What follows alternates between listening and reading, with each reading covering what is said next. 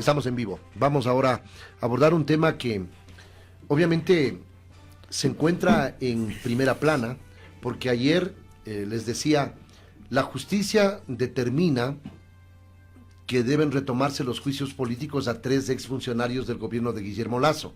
Hablamos de Pablo Arrosemena Marriott, ministro de Economía, de Sebastián Corral, secretario del gobierno de Guillermo Lasso, y de la secretaria de Ciencia y Tecnología, Andrea Montalvo.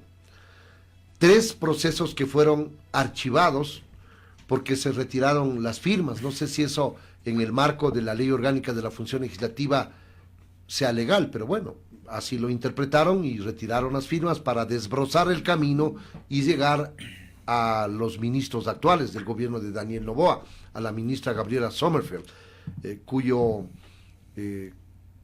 fin era censurarla y destituirla, pero no existieron los votos suficientes. Ahora Mónica Palencia es la que sigue, y de ahí entiendo yo que aterrizarán en el juicio político a la fiscal general del Estado, Diana Salazar, porque ella ha dicho ya desapareció el tema de delicadeza en el marco de un embarazo peligroso, digámoslo así, de riesgo, de alto riesgo. Vamos nosotros a analizar este tema porque la respuesta de la Asamblea Nacional frente a la decisión judicial de retomar estos juicios ha sido que no van a acatar. Está aquí conmigo el coordinador del Observatorio Legislativo, Roger Celi. Doctor Celi, bienvenido, muchas gracias por atender esta invitación. ¿Qué respuesta tiene usted frente a este panorama que dibujo muy rápidamente por la coyuntura? Ya vamos a hablar sobre la evaluación del aparato legislativo. Buenos días. Muy buenos días, Wilson, muchas gracias por la invitación. También un saludo a la distinguida audiencia de Centro.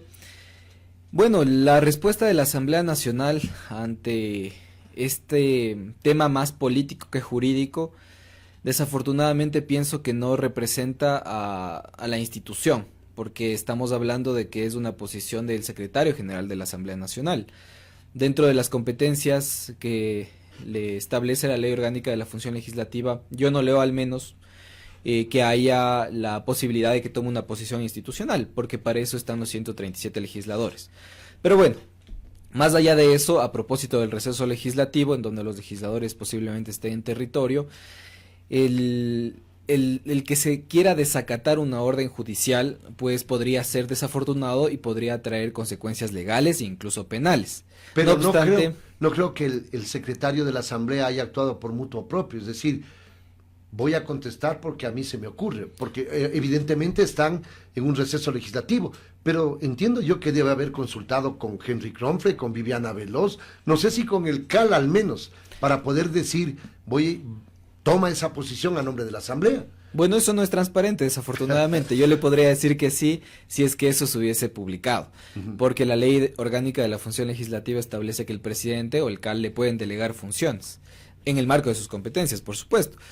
Pero más allá de esto, que es una cuestión de forma actualmente, hay algo de fondo, y es que la decisión del juez no escucha o no hace caso, o hace caso omiso, de la sentencia de la Corte Constitucional, que establece que dentro de la justicia ordinaria en materia constitucional no se puede resolver nada al respecto del control político. Es decir, y eso es un precedente que debió haber sido tomado en cuenta por este juez, ¿no? Por supuesto, es norma expresa, y además de la Corte Constitucional. Pero el acatar no está bien, el dar una sentencia no obedeciendo un criterio de la Corte Constitucional, y el también el retiro de las firmas de los juicios políticos son un escenario en donde la normativa se incumple, básicamente, desde todos los actores. ¿Qué pasa cuando toda la normativa se incumple? Es momento de apegarse a la norma. Yo por eso sugiero a la Asamblea Nacional que acate la decisión del juez, apele de la misma forma, y por ejemplo es importante hablar del precedente que se ha dado en otros casos, del mismo estilo. Cuando Fernando Villavicencio presidía la Comisión de Fiscalización, en el marco del juicio político en contra del entonces Procurador General del Estado, Íñigo Salvador, también se quiso retirar las firmas de los juicios políticos, incluso la solicitud. Ya al no existir las firmas, lo que decidió Fernando Villavicencio en ese momento con la comisión fue enviar el proceso al Pleno. Para que decida Para que el Pleno decida, porque eso es lo que establece el espíritu de la Ley Orgánica de la Función Legislativa. La comisión no sustanció, porque ya no era procedimentalmente adecuado, pero decidió el Pleno. Y eso se evacó en pocos días. Entonces, esta posición política más no jurídica de todos los actores, y ya vamos a hablar del gobierno nacional también, porque hay una posición también detrás. Bueno, Inés Alarcón, que es del bloque oficialista, es la que plantea esta acción de protección, y el juez Romero es el que decide finalmente aceptar esta acción de protección, el juez Edgar Javier Romero, ¿no? Así es, ahora se muestra un interés mucho más frontal del gobierno nacional en materia de juicios políticos. E incluso en su primera aparición como ministro de gobierno, el señor Félix Wong sale a dar una rueda de prensa en donde muestra también de manera muy frontal cuál es la intención y la posición del gobierno. Ojo, ahí estamos ya frente a un tema y un hilo muy delicado, que es la independencia de funciones. ¿Qué tanto el gobierno nacional está queriendo interferir en la justicia y en las decisiones del legislativo? Es necesario entonces que por el camino legal la Asamblea apele, impugne para poder echar abajo esta acción de protección. No es cuestión de decir no la voy a acatar, porque eso le puede traer las consecuencias que usted ha manifestado, doctor Celi. Claro, le puede traer consecuencias de tipo penal por incumplir orden de autoridad competente, que eso está claramente establecido en el Código Orgánico Integral Penal. Pero la Asamblea Nacional también puede apelar. Y la Corte Constitucional también debería activarse con un mecanismo de oficio para revisar el cumplimiento de su sentencia, básicamente. Y la Judicatura también es otro actor. ¿Por qué menciono todo esto, Wilson, y los diferentes actores? Porque todos estos deberían actuar apegados a la ley para que esta situación se resuelva. Si es que la Judicatura opera políticamente, las cosas van a seguir igual. Si es que la Corte Constitucional no decide de manera adecuada efectuar un mecanismo de revisión de su sentencia, o sea, estamos frente a una encrucijada jurídica y política porque todos los actores no se están apegando a la ley. Desafortunadamente está funcionando así. Por eso estamos en este problema. Ahora, Jorge, yo lo que advierto es que en el ámbito político, capaz que hasta a los actores políticos les conviene retomar estos juicios, porque estamos en una pre-campaña y voy a explicar más o menos lo que le quiero decir. Un juicio político a la fiscal general del Estado, con un escenario macro que es el hemiciclo legislativo, con los antecedentes descubiertos en las investigaciones de Metástasis, Purga y Plaga, de estas relaciones incestuosas entre lo político, las organizaciones delictivas y los operadores de justicia. Creo que no es un buen negocio porque les puede ser contraproducente a los impulsores del juicio político, que son dos actores de la Revolución Ciudadana. La fiscal puede aprovechar esa plataforma para enrostrarles todo, a lo mejor algo mucho más grave que habrá descubierto en estos procesos investigativos. Y eso les puede pasar factura en el proceso electoral que está a la vuelta de la esquina. Si es que se aquietan las aguas y si es que son sabios los políticos, no les convendría, porque después de Mónica Palencia tocaría retomar, como decía, el juicio político a la fiscal, que ha dicho ya pasó la etapa de delicadeza. Entonces, a lo mejor les conviene hacer tiempo, porque en medio de la campaña les puede pasar factura, reitero. Es una lectura que también yo hice. Estamos en un momento electoral en donde la percepción ciudadana cuenta, donde la imagen al respecto del trabajo de la Asamblea Nacional también es importante. Y yo lo que pedía a los sectores políticos de la legislatura es sensatez. ¿Por qué? Porque es un juicio político que es seriamente cuestionado en torno a su procedimiento parlamentario, esto del retiro de firmas, del archivo de ciertos procesos, la suspensión de un juicio político, todo lo que he dicho no está establecido en la norma. Entre comillas, se ha inventado en este la ley periodo orgánica legislativo. de la función legislativa. No está establecido. Yo lo decía al inicio, o sea, no hay sustento. No hay sustento y los actores políticos lo que han buscado son criterios externos. El Procurador General del Estado y otra normativa en el ámbito jurisdiccional, como esta sentencia del juez. Ahora bien, la lectura política, que está bastante clara, si es que hay un proceso de enjuiciamiento político en la Asamblea Nacional, debe ser de altura, responsable. Entiendo que la Fiscal General del Estado está preparada para defenderse de una interpelación de este tipo. Espero que los legisladores quienes la impulsen también lo estén, porque Wilson, este juicio yo creo que ya no se detiene, en el sentido de que procedimentalmente la Asamblea Nacional debe retomarlo. Pero no hay cómo meterlo en la congeladora, porque, mire, tomando en cuenta estas decisiones sin el sustento legal necesario, de archivar procesos, de retirar firmas, capaz que hacen la misma lectura. No nos conviene, pues, que en una campaña la señora fiscal venga y a enrostrarnos las travesuras que han hecho de las relaciones políticas con las organizaciones delictivas, los operadores de justicia, con actores que son miembros de uno y de otro partido político. Entonces, capaz que ellos utilizan algún mecanismo y le meten en la congeladora para que pase de agache. A veces olvidamos, y me incluyo, que la Asamblea Nacional es un órgano eminentemente político y que sus decisiones están apegadas al principio de oportunidad política. En este caso, el Consejo de Administración Legislativa y la mayoría que esté en ese momento podrían decidir continuar o no continuar con el juicio político de la fiscal, o como usted bien dice, enviarlo a la congeladora. Eso se complica en razón de que la cabeza de la Asamblea Nacional va a cambiar muy pronto, posiblemente, con la salida de Henry Kronfle, y se podría configurar una nueva mayoría. Desde la lectura de la nueva mayoría, se podría, como usted bien dice, pensar electoralmente, políticamente y legítimamente, el no aceptar el pedido de la Fiscal General del Estado y no iniciar el proceso de juicio político en la Comisión de Fiscalización. Es una lectura política.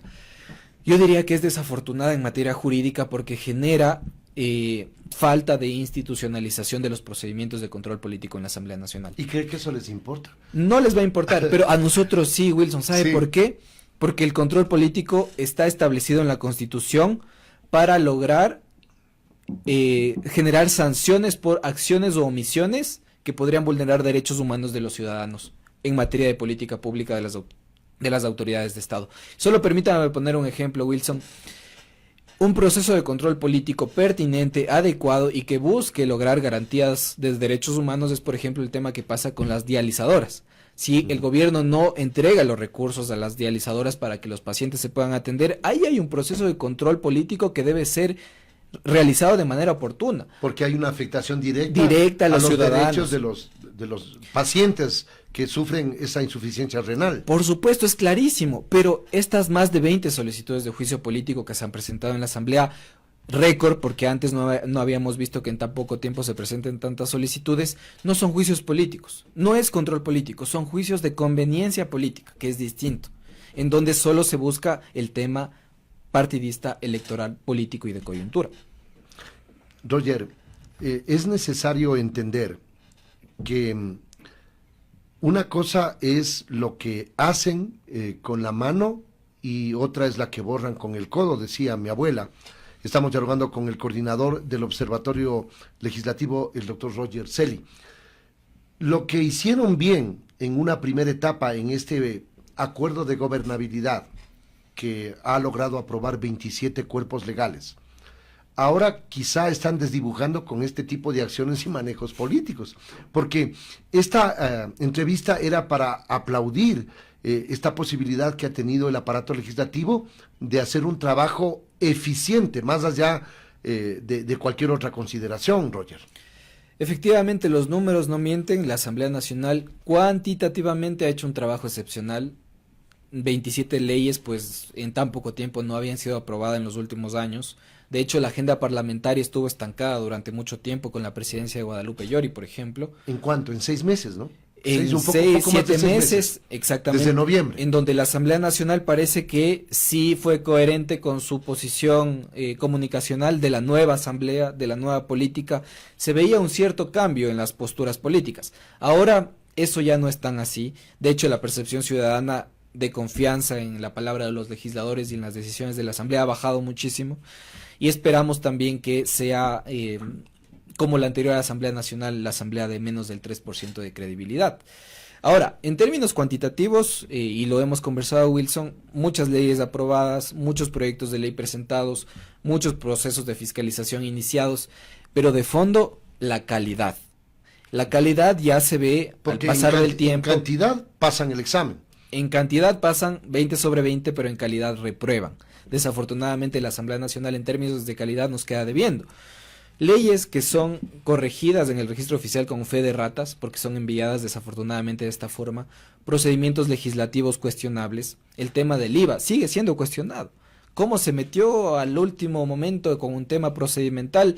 El tema del IVA que afectó a todos los ecuatorianos. Ojo, con un tema procedimental, no fue una decisión política. Y además... quedando intactas las posiciones de los partidos políticos que permitieron, es decir, es algo loco, ¿no? Porque el Partido Social Cristiano no más impuestos y salió incólume. La Revolución Ciudadana, que estaba contraria, y el procedimiento determinó que entra en vigencia por el Ministerio de la Ley. Es de locos. Es esquizofrénica la situación política que se genera en torno a una decisión en donde nadie es responsable, pero la decisión finalmente ocurre y pasa.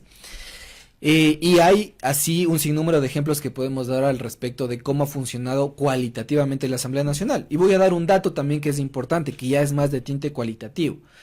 Sucede que de los más de 200 proyectos de ley que se han presentado en este periodo, que son muchos son muy buenos, otros pues son cuestionables, se ha aprobado apenas del 3%. Es decir, todo lo que ha aprobado este aparato legislativo, como usted señala, son procesos que ya venían siendo trabajados hace muchos años. Hay otros procesos que ya van más de 5, 6, 10 años pendientes y que la Asamblea Nacional, sea cual sea la tendencia política, no se atreve a tratarlos. Por ejemplo, el Código de la Niñez, el Código de la Salud, la Ley de Minería, Ley de Prevención de Conflictos de Interés. Y usted ahí señala algo al respecto de la Ley de Minería. ¿Qué hay detrás de la Ley de Minería? Que ese archivo de segundo debate pasa por todas las presidencias y nadie lo pone en el Pleno de la Asamblea Nacional. Es que es un aparato, un instrumento conflictivo que les puede generar problemas, y más aún en una campaña política, porque usted ahora mira las ofertas que ya están esgrimiendo los 17 binomios. Todavía no está en firme, pero eso es así. Era previsible que en la Asamblea Nacional haya un proceso y una primera etapa de buena producción, pero era previsible que a medida que se acerque el proceso electoral iban a tomar distancia los aliados, porque el mejor negocio en una campaña política es hacerle oposición al que está gobernando. Es obvio, y eso era previsible, le reitero, Roger, porque 6 meses de luna de miel y ahora ya estamos viendo un divorcio, pero absolutamente claro, porque cada uno de los partidos que eran aliados, socialcristianos y Revolución Ciudadana, ahora son oposición recalcitrante. Y ese es el resultado, pero creo que debemos también enfocarnos en por qué se da todo esto, por qué tenemos fragmentación en la Asamblea Nacional. Porque hay un alto índice de transfugismo político. Más de 20 legisladores han cambiado de camiseta y seguimos sumando. ¿Por qué pasa todo esto? Y hay que regresar a ver al sistema de partidos, a las organizaciones políticas que son responsables de muchos de los problemas y de los resultados que tenemos hoy como país. Desafortunadamente, las organizaciones políticas, primero, no logran filtrar bien a sus candidatos, no los forman. Lo que ponen en las papeletas son afines a las organizaciones políticas, no son militantes. Aquí no se exige la militancia, no se prohíbe la doble militancia. Aquí uno hoy es de Alianza País, mañana es de Creo, y bueno, eso pasa mucho. Son 4 o 5 cambios que logran hacer las organizaciones políticas. Se afilian para ser candidatos, o sea, efectivamente. Usted, 2 semanas antes me afilio y ahora soy el representante de un partido político, no quiero mencionar el nombre, pero ya ahora mismo hay una pugna interna que no sé si vaya a echar abajo la candidatura, pero eso sucede, pues, o sea, partidos de alquiler o compra de candidaturas, hay que decirlo claro, porque eso funciona así. Hemos visto lamentablemente que es así, Roger. Cascarones vacíos además, porque bueno, después de todos estos problemas que hemos señalado, llegan a la Asamblea Nacional, ocupan una curul y las decisiones que toman no son apegadas a principios ideológicos, son meramente negociaciones. Es por eso que organizaciones políticas que dicen ser de izquierda o de derecha toman decisiones totalmente contrarias, mayorías móviles. Y es, desde mi punto de vista, un poco espantoso incluso que la propia cabeza de la Asamblea Nacional diga que trabaja con mayorías móviles para pasar sus leyes, que el propio gobierno nacional se sienta orgulloso de lograr mayorías móviles para pasar sus leyes. Eso en una democracia es cuestionable y desafortunadamente es como está operando actualmente la política del país. Partidos políticos débiles, deficientes, cascarones vacíos, con resultados de poca calidad en el hemiciclo legislativo. Roger, muchas gracias por atender esta invitación y ayudarnos a entender esta coyuntura que está viviendo ahora el aparato legislativo, la Asamblea Nacional. Roger Celi es coordinador del Observatorio Legislativo y ha estado con nosotros a través de Notioy. Me despido porque viene el segmento por la salud y la vida del doctor Rafael Bonilla Cortés. Que tengan un feliz fin de semana. Buenos días.